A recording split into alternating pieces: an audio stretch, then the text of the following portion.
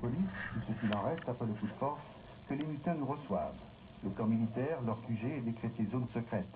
L'adjudant Fauzier, comme la plupart de ses compagnons, sont ou ont été sous-officiers dans l'armée ivoirienne. La plupart sont les acteurs du premier coup d'État de l'histoire du pays, en décembre 1999.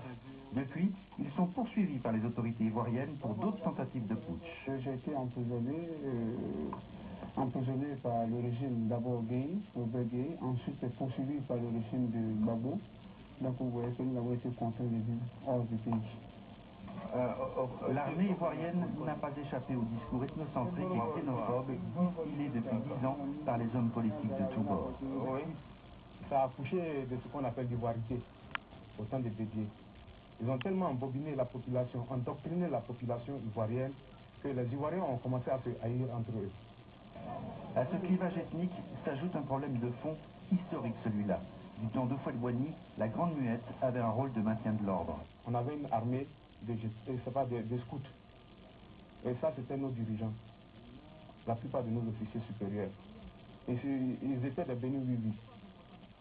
C'est donc la revanche des sous-offres. Sans chef déclaré, les mutins parlent de direction collégiale.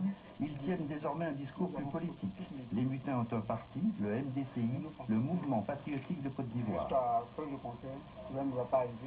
C'est une organisation en fait de tous ceux qui sont des patriotes, des gens qui se sentent capables de lutter pour la libération de la Côte d'Ivoire. Ils sont capables de faire la vraie justice en Côte d'Ivoire, la démocratie.